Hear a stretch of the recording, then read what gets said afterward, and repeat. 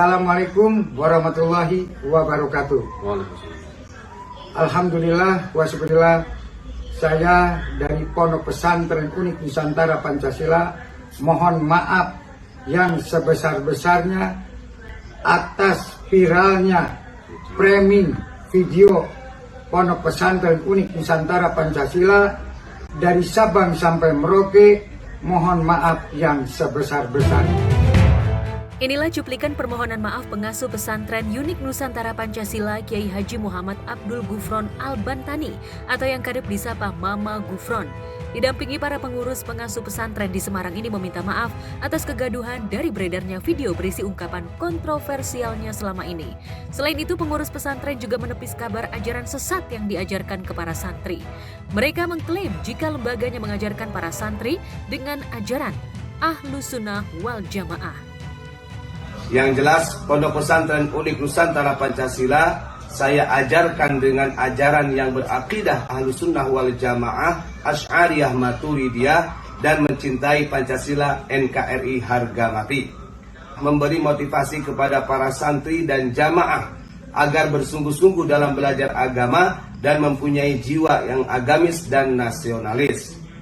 Demi menjaga kemurnian kitab kuning serta merawat marwah nilai Pancasila serta kerukunan, persatuan, dan kesatuan. Namun di balik permintaan maaf itu, warganet justru fokus pada ucapan salam yang diucapkan Mama Gufron dengan banyak kalimat salam. Dari salam seorang muslim, salam budaya, hingga salam NKRI. Dalam catatan kami, ada sekitar 9 jenis salam yang diucapkan salam Mama Gufron, hingga membuat warganet justru menjadikan cara pengungkapan salam borongan Mama Gufron sebagai candaan di kolom komentar.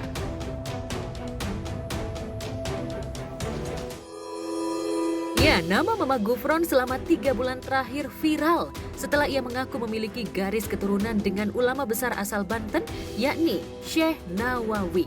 Sosoknya makin kontroversial setelah ia mengklaim sudah mengarang kitab sekitar 500 kitab dengan bahasa Suryani. Namun warganet belum menemukan satu kitab pun karangan Mama Gufron yang beredar. Sosok Mama Gufron makin kontroversial dan pernyataannya membuat warganet tergelitik setelah mengaku bisa berbicara dengan binatang jenis semut, hingga bisa memerintah malaikat dan bisa melakukan sambungan video call dengan malaikat. Alih-alih serius merespon celotehan pria berambut gondrong ini di jagat maya, ada banyak bertebaran berupa video parodi atau satir tentang Mama Gufron. Ya, kata semut, ini bahasa semut. Bismillahirrahmanirrahim. Asyukuri innaka ya makariya Gufron alkihi innaka ya ma'adar ya firman Allah. Apakah saya didoakan enggak Gufron? Ya jelas lah. Makanya tadi malam saya jam 2 habis sholat khusus saya berdialog dengan seluruh malaikat.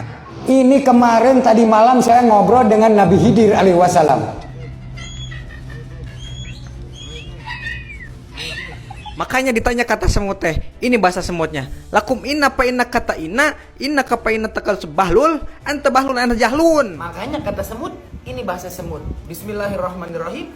Asakali inna kali wa makali ya Mama Gufron. Bisa ngobrol sama semut, bisa ngomong sama malaikat maut, bahkan video call. Ya banyak hal-hal yang nyeleneh dalam tanda kutip, atau jangan-jangan betul-betul nyeleneh, sehingga meresahkan banyak masyarakat, terutama kaum muslim. Setelah Mama Gufron meminta maaf, kabarnya pihak Majelis Ulama Indonesia akan tetap melanjutkan kasus dugaan aliran sesat yang diajarkan Mama Gufron. Apalagi pihak MUI mengklaim sudah melakukan penelitian atas beberapa pernyataan Kiai nyentrik ini. Lantas bagaimana publik figur dan pemuka agama merespon permintaan maaf Mama Gufron ini? Dari pusat mendorong supaya ini ada penyelesaian. Karena ini kan sangat menyesatkan masyarakat.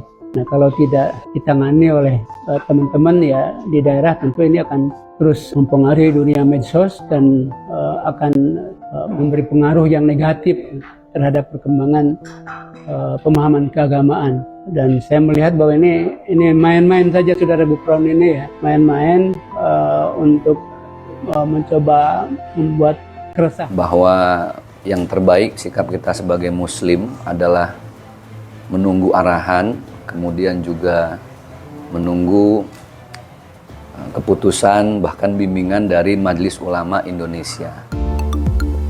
Sementara Mama Gufron berusaha menutup kontroversi dengan cara meminta maaf.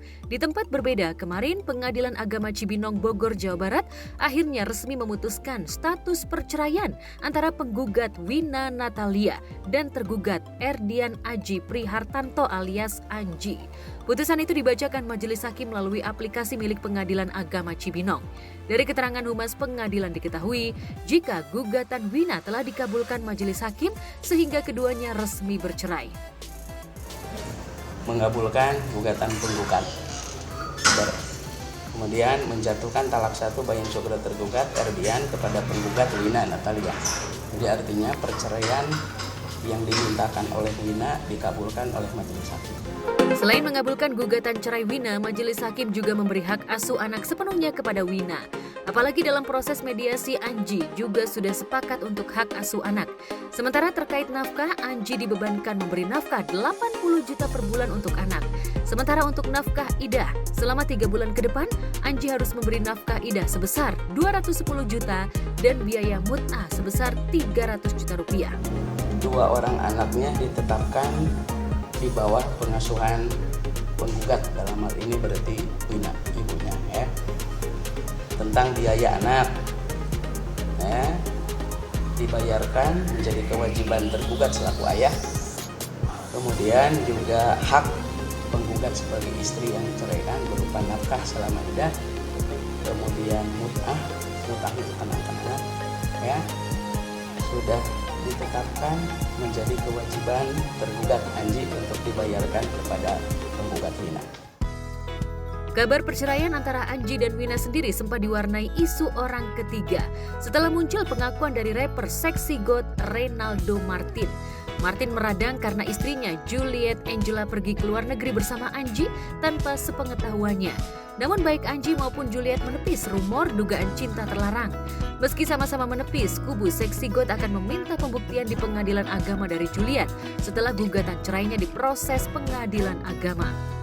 Tapi sebagai orang tua kita sih tetap berusaha untuk tetap baik ke anak-anak, tetap kompak lah buat anak-anak. Ya, gini sih sebenarnya kita tuh tidak mau membicarakan terlalu detail. Iya, kalau misalnya kita berpisah pasti ada pertengkaran, ada perdebatan, ada nangis-nangisan juga. Cuma memang kami sudah melewati itu. Ada unfollow blog juga. Kolaborasi kalian sudah sampai mana? Tapi tidak pernah ada jawaban secara langsung dari yang terkait kepada saya.